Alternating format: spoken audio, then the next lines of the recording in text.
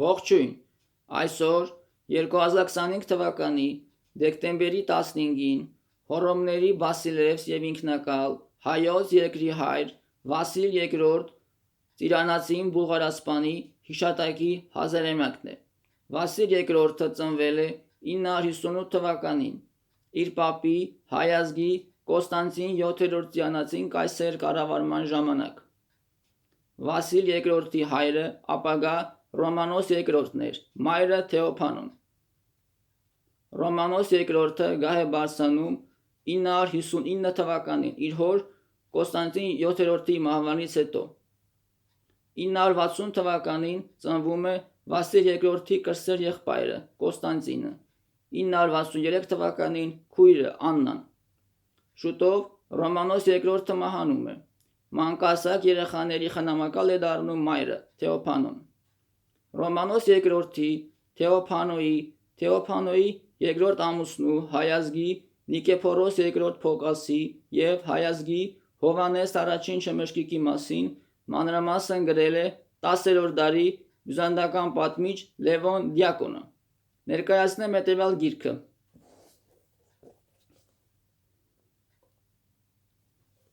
Հեղինակը Լև Դիակոն, Իստորիա։ Գիրքը հրատարակել է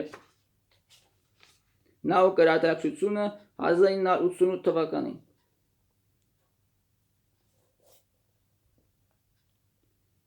(976 թվականին Հովհաննես առաջին չմշկիկ կայսեր մահվանից հետո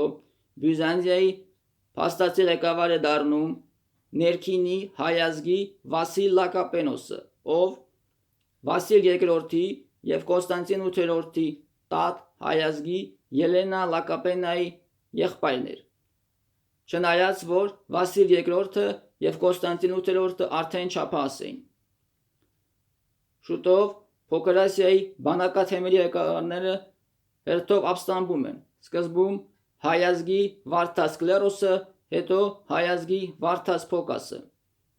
985 թվականին Վասիլ II-ին հաջողվում է իշխանությունից հեռացնել Վասիլ Լակապենոսին, Կիևյան Ռուսիայի իշխան Վլադիմիրի օգնությամբ հաղթել Վարդաս Փոկասին։ Այդ օգնության դիմաց Վասիլ II ստիպված իր քրոջը Աննային տալիս է կնության Կիևյան Ռուսիայի իշխանին, պայմանով, որ Կիևյան Ռուսիան պետք է ընդունի քրիստոնեություն։ 988 թվականին Կիևյան Ռուսիան ընդունում է քրիստոնեություն բյուզանդական տեսով։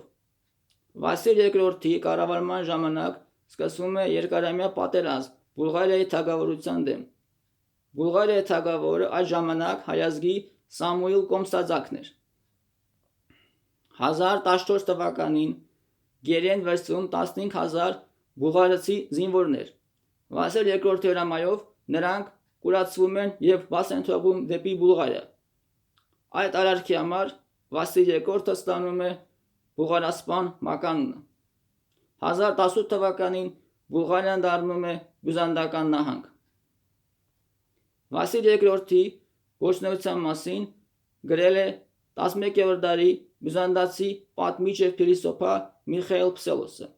Ներկայացնեմ հետևյալ գիրքը։ Հեղինակը Միխայիլ Փսել, Քրոնոգրաֆիա։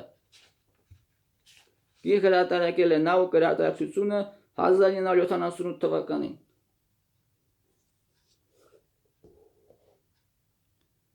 Վասիլ II-ի արևելյան քաղաքականությունը հիմնված էր և հենված էր հայերի վրա։ 11-ից 12-րդ դարերի հայ պատմիչ Մաթեոս Օրայեցին իր ժամանակագրության մեջ մանրամասն ներկայացնում այդ դեպքերը։ Կարդամ երկու մեջբերում։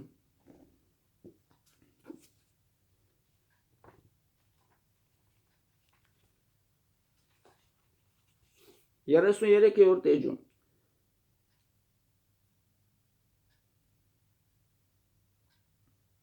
Տեր Պետրոսը մեծ պարգևներով վերադարձավ հայոց երկիրը, իսկ Վասիլը որոշ ժամանակ անց 3 հավատարիմ մարդկանցով թաքուն գնաց Անտիոք, անցավ Սև լեռը, Պաղակդիակ կոչվող տեղի գլխավորից և հոգևոր առաջնորդից առավ քրիստոսական կնիքը և այնուհետև համարվեց հայոց երկրի հայրը։ 37-րդ էջում ահա որ նշանի երևման այդ նույն տարին վախճանվեց Հոռոմոց Սուրբ Կայսր Վասիլը Հոռոմոց թագավորության գահին նստելով 58 տարի քանի դեռ կենդանի էր նա կանչեց իր եղբայր Կոնստանտին թագը դրեց գլխին նստեցրեց իր թագավորական գահին երկը պագեց եւ իր բովանդակ թագավորությունը հանձնեց նրան նա կտակ թողեց հայոց երկրի վերաբերյալ հոր նման հոգալ այդ ժողովրդի մասին նրան հանձնեց Սենեքերիմի որդիներին Դավթին, Ատոմին, Ապուսահլին եւ Կոնստանտին ինչպես եւ հայոց երկրի բոլոր իշխաններին պատվիրեց միշտ արդարամիտ լինել քրիստոնյաներին հանդեպ Վասիլը Հոռոմոց վրա թագավորեց 58 տարի սուրբ եւ անբիծ երկրային կյանք վարեց բարի խոստովանությամբ ննջեց եւ Հիսուս Քրիստոս եւ թաղվեց սուրբ թագավորների շարքում բարի շատակ թողնելով Վասիլ II կառավարման ժամանակ 1000 թվականին Տայքը դառնում է Բյուզանդիայի մաս 1021 թվականին Վասպուրականի Արտունյաց թագավորությունը 1022 թվականին Անի Հովանես Սմբատ թագավորը Անին իր մահվանից հետո կտակում է Բյուզանդիային Վասիլ II մահանում է 1025 թվականի դեկտեմբերի 15-ին դեպի Սիցիլիա արշավանքի նախապատրաստվելիս Վասիլ II ամուսնացած չէր, երեխաներ չուներ Գա ժառանգում էր եղբայրը Կոնստանտին 8-րդը Վասիլ II կառավարում է 62 տարի Իր կառավարման առաջին կեսում իր փոխարեն կառավարում են ուրիշները Երկրորդ կեսում նա մշտական պատերազմների մեջ էր իր ներքին եւ արտաքին թշնամիների դեմ